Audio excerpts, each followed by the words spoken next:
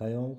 In this video, I would like to share with you some new insights related to 150 movement, some new underlying research data, actually pretty sad data, posing posing not very good predictions about this 150 movement and about how the things will go generally.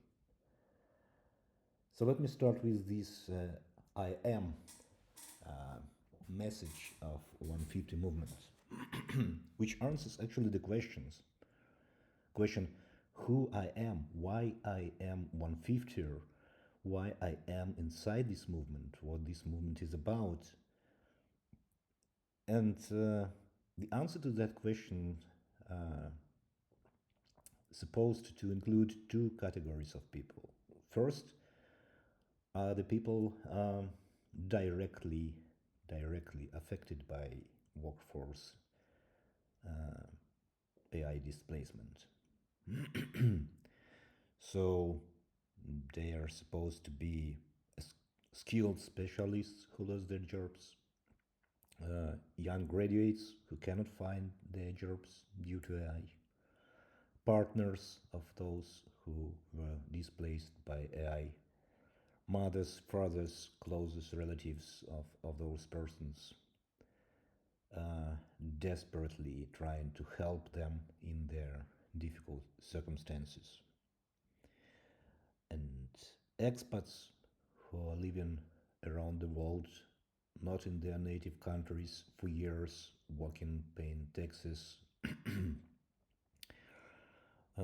making their input into the economics of different countries, and now losing their jobs, losing their ability to stay in those countries, losing their livelihoods. And the second category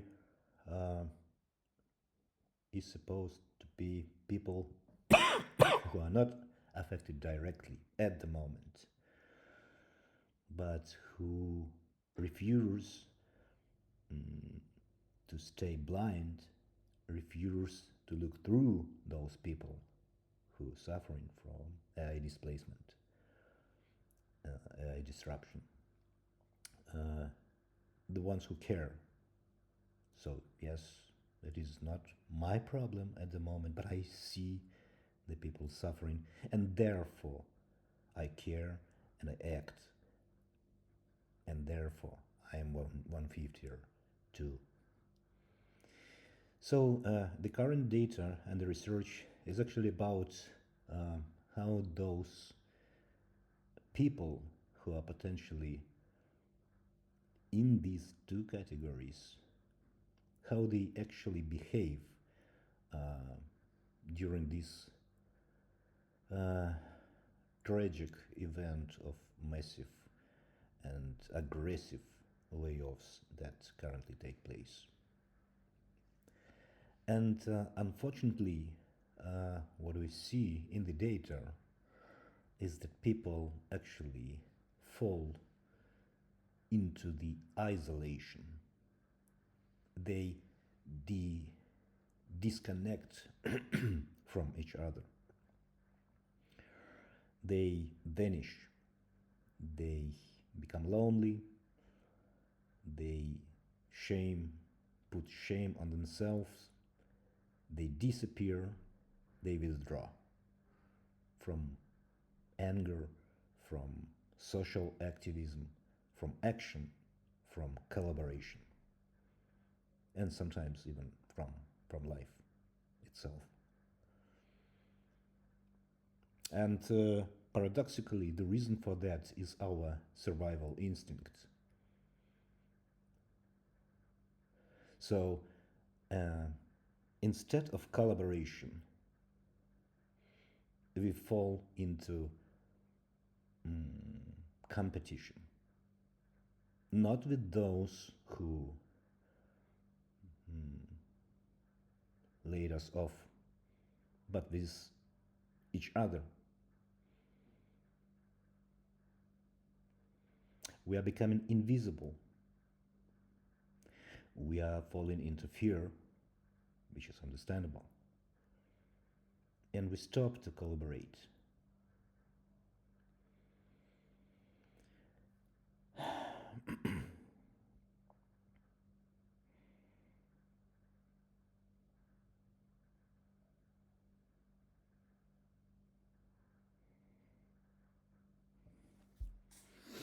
That actually means that any movements like this one uh, will not work up to some moment. And when this moment arrives, and when we're finally forced to act, at that moment, up to that moment, there will be a lot of harm, a lot of victims.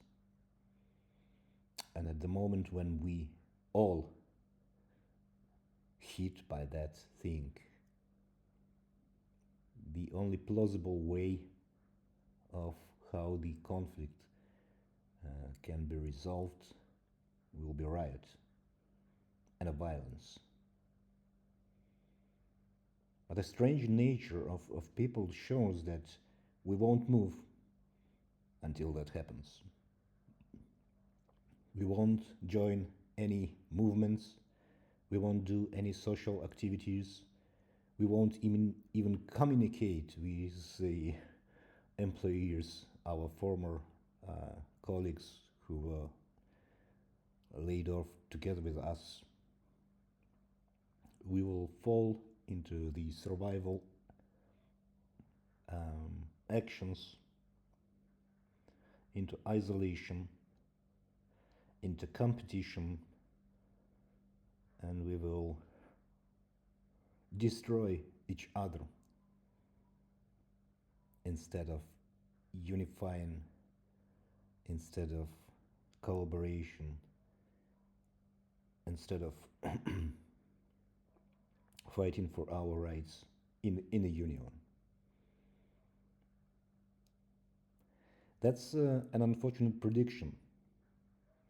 I will provide the detailed research, link to that research in the video description. But for now, I just like to say that that's pretty sad to see. And in the same time, those conclusions have very, very deep roots and very, very big database under it. And unfortunately, in past, we already saw this type of behavior as well as the results of it, which doesn't mean we learn anything from that.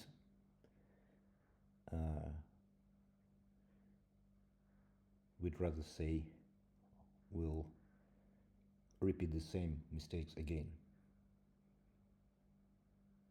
So,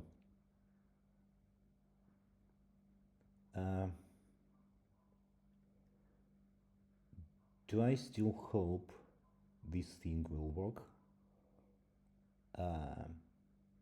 Not quite. Will I continue to push? Yes, I will. Thanks. See you.